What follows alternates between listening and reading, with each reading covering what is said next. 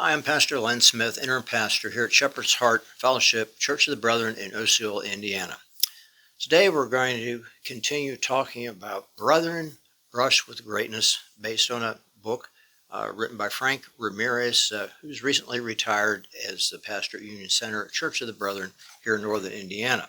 This individual was a very famous and important person, but I could also say he never became a household name.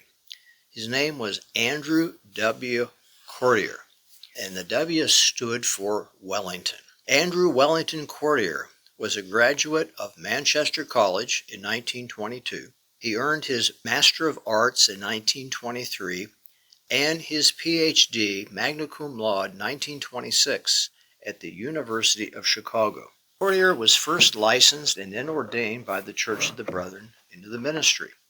He was chair of the Department of History and Political Science at Manchester College from 1925 to 1944.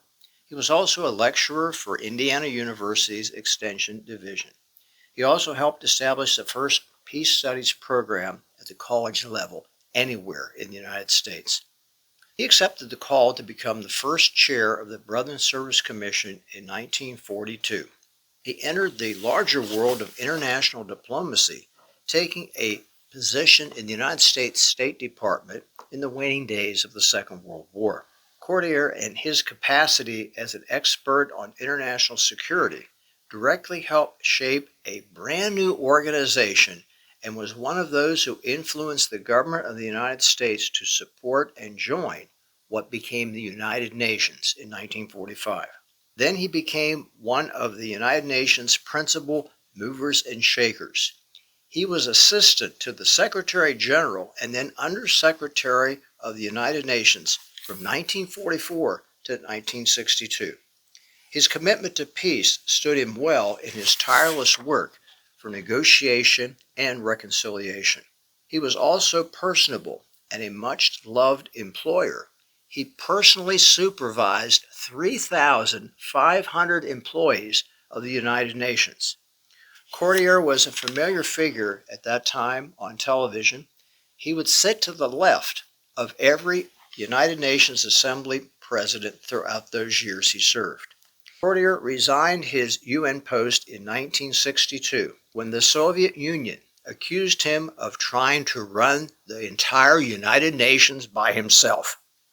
He chose not to make himself the issue and instead moved back into the life of an academic, taking the position of Dean of the School of International Affairs at Columbia University. Cordier continued to work in the academic, political, and Christian worlds until his death in 1975. He was nominated for the Nobel Peace Prize in 1973. He and his wife, Dorothy Butterbaugh of North Manchester, were married in 1924 and had 2 children.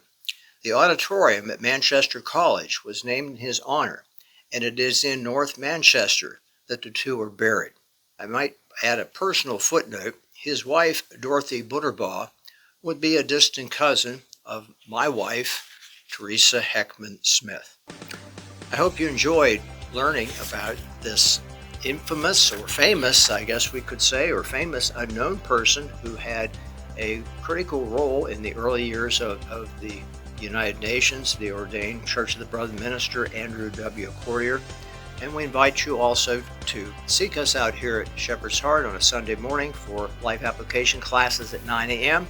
or join us for worship at 10 a.m.